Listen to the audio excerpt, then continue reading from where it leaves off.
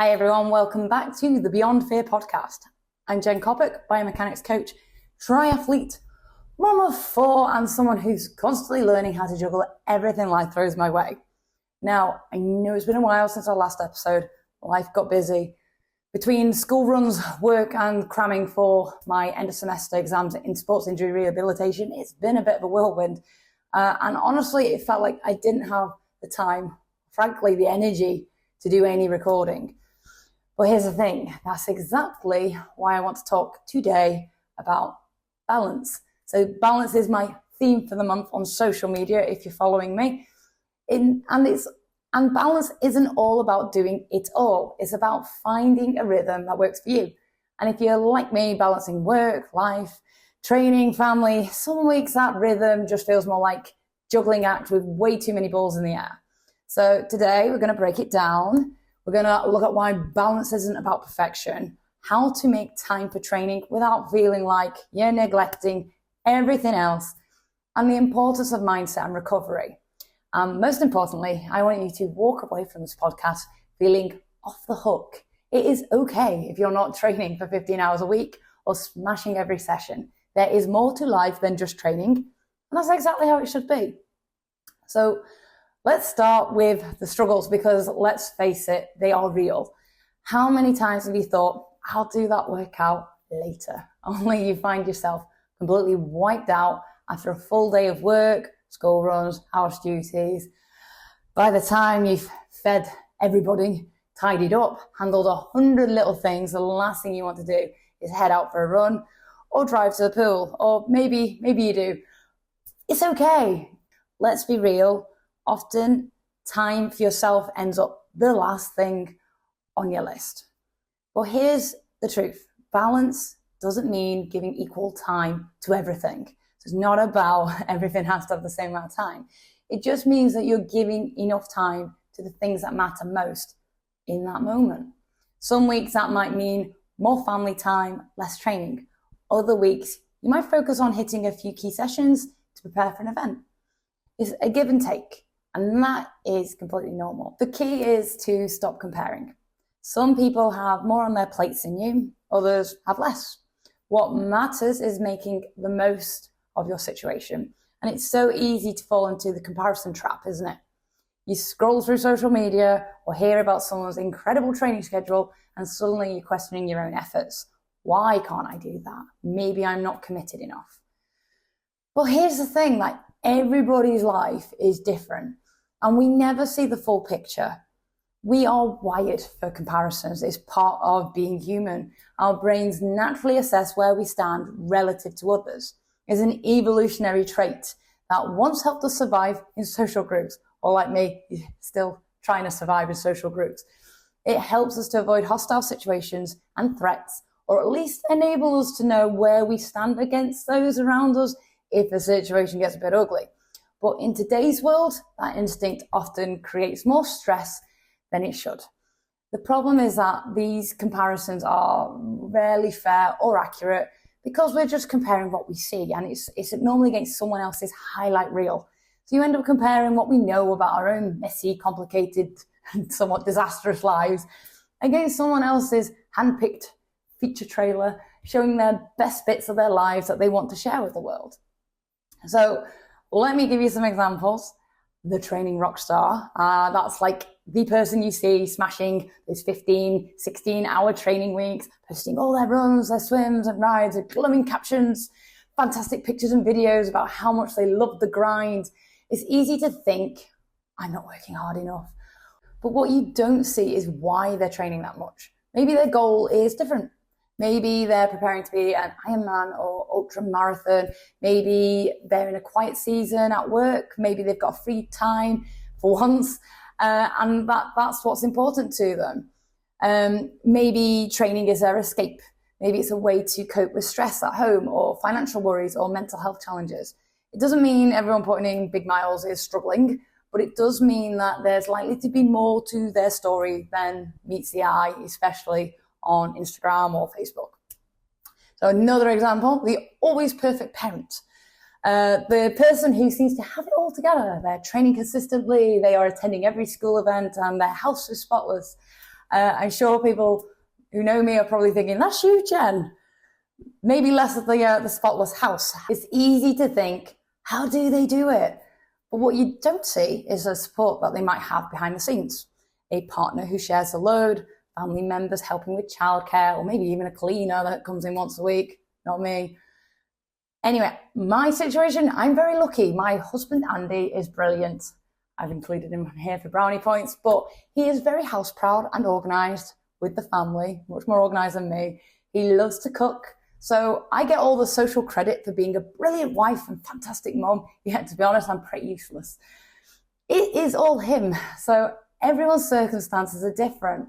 And what looks effortless on the surface might be the result of invisible help or an unsung hero like my Andy. So the next example is a social media star. What about that person whose Instagram is fully perfect with curated training photos, race day celebrations? It's easy to think that their life is perfect, but those pictures don't show the bad days. They don't show the skipped workouts, or the moments they struggle to find motivation. No one shares everything. So turning comparisons into motivation isn't about ignoring what others are doing, but it's just reframing how you see it. So comparisons are going to be inevitable, but they don't have to be destructive. Instead of letting them make you feel less than, make them be inspiration. So if someone's achievement sparks that little bit of jealousy inside, just ask yourself, what can I learn from them? Maybe they found a time management trick or that you could try. Maybe their dedication reminds you why you started your own journey in the first place. The key is to keep your focus on you, your goals, your progress, what is working in your life. It's also worth remembering that the reasons behind someone's training schedule are deeply personal. Some people train a lot because they love it. It's their passion. It brings them joy. Others might train to cope with stress or avoid something difficult in their lives. And neither scenario is wrong, neither is right. It's just life. When you're tempted to compare, try to remind yourself you don't have their full story. If you knew everything about their situation, you probably wouldn't feel so bad about your own. You'd see that their balance isn't perfect either. It's just different. And we're all different. Ultimately, the only person you need to measure yourself against is the you from yesterday. Are you making progress? Are you doing your best with the time and energy you have right now? If the answer is yes, then you are on the right track. So next time you find yourself comparing, because you will, pause, take a moment and shift your perspective. Celebrate what others are doing. Don't let it diminish what you're accomplishing. Your life, your challenges and your goals are unique. And so is your version of balance. Now let's get on to the good stuff. How to manage your time like a pro. So these are the strategies that have helped me and I hope that they'll help you too. So the first is to prioritize like a pro. And like I said at the start of this podcast, I haven't been filming much lately. I haven't had the time, I haven't had the energy. And part of that is because I just haven't prioritized it. I've prioritized other things in my life. So with regards to training, hopefully you are ready to prioritize a little bit more. If you decide, I'm going to make this a priority, trying to think of 3 reasons why your training should be a priority, it's normally a good way of getting that little bit of motivation from an extrinsic source. Another way to get onto prioritizing is to make use of tools out there online. One of the best tools I think is Training Peaks. If you're not using it yet, I really recommend checking it out. You can plan your own sessions, build custom workouts, and even sync them with platforms like Zwift, or they've got Training Peaks Virtual. If you're short on time, having a plan laid out in advance makes it so much easier to stick with. You can just log on, see your calendar, and crack on. Shameless plug, I am super proud as well. Some of my training plans on Training Peaks have actually made their bestseller lists. Yay. So they are structured, they are effective, and they integrate seamlessly with devices like smartwatches. So you've got a Garmin, you've got an Apple Watch, they will link all the way through to them. Whether you're training for your first sprint, triathlon, or aiming for an Ironman, having a clear plan takes the guesswork out of training. Number 2, going for the morning wins. And I can't stress this enough, getting your workout early is a game changer. When you train in the morning, it becomes a positive start to the day rather than a task that you dread. Plus, you end up freeing your evenings for family time or a bit of relaxation. Yes, that is a thing. And even if you're not naturally a morning person, just start small. Trying a 20-minute run or a quick yoga session. You'll be amazed at how much better your day feels when you've already ticked that box. You can also just set the alarm 5 minutes early for a whole week, and then 5 minutes early for a second week is a good way to teach your body to adapt to a new time zone.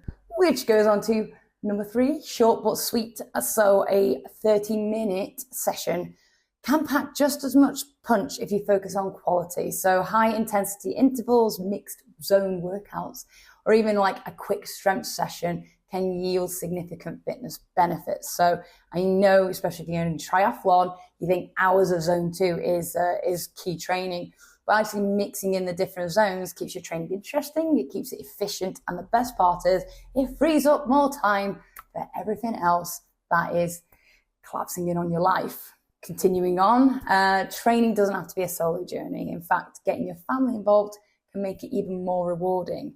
Last year, my youngest, he's 7, he did his first duathlon, and watching him cross the finish line and ring the bell, it was one of my proudest moments of a parent. I'm welling up now, I cry over everything.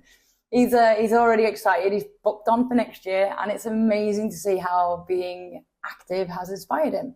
And my youngest daughter, she's doing her Duke of Edinburgh award. She's first one of the family to do it, so well done, Ashley. But she volunteers. She has to volunteer each week, and she chose parkrun. So it was her idea, and it's been incredible to see how much it's boosted her confidence and gave her a sense of purpose. You know, she gets up early, own choice. So these moments remind me it's not just about my personal goals, but it's about setting an example and creating shared experiences for the family. So whether it's a family bike ride, a walk in the park, or just cheering each other on at events, find ways to make fitness a family affair, and that'll help get rid of some of that self-created guilt we all experience during our journeys. Okay, going on to mindset. So much goes on in our minds. It's important. Mindset is the foundation of everything we do. So if you're constantly beating yourself up about missed sessions or comparing to others, it is hard to stay motivated. You're always battling against yourself. One of the ways I stay motivated, even when I'm feeling a bit doom and gloomy, is Strava.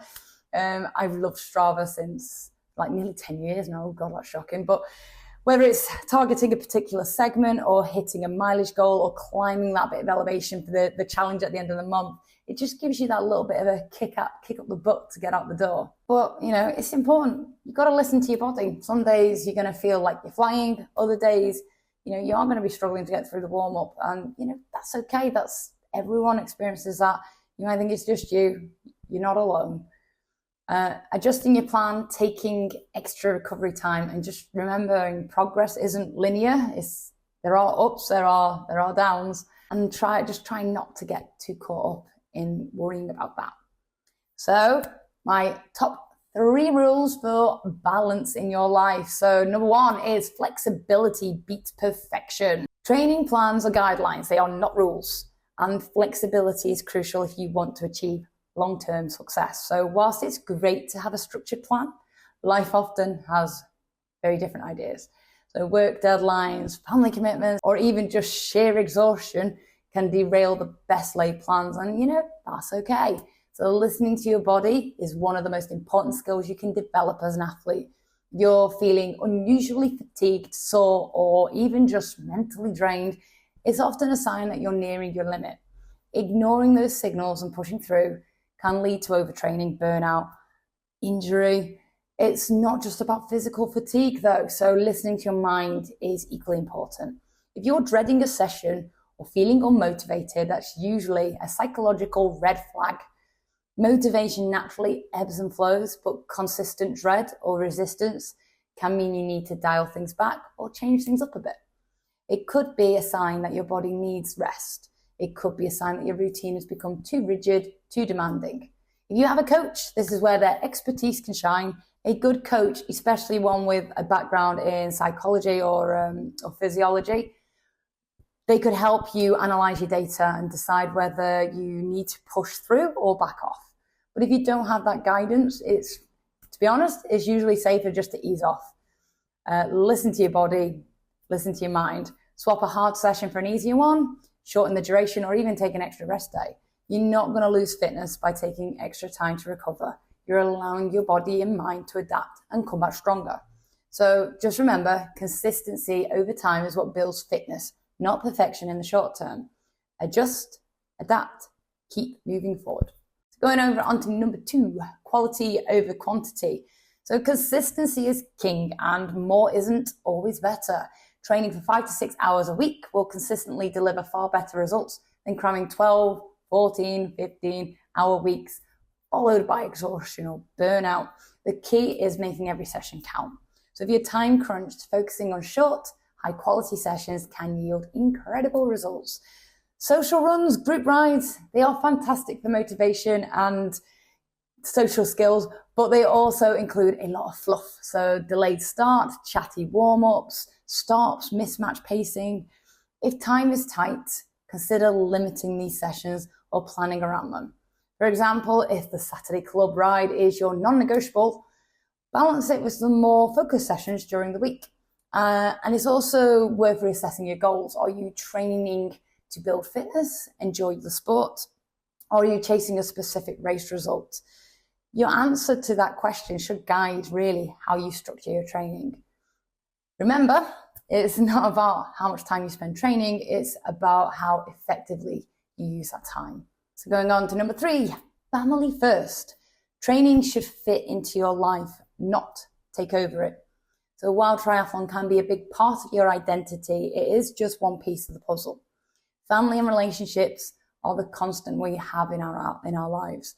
When we move on from the sport, leave a job, or even relocate to a new area, it's our loved ones who remain. This perspective is crucial when setting your training priorities. If your sport is taking your time away from your family or straining relationships, it's worth reevaluating your approach.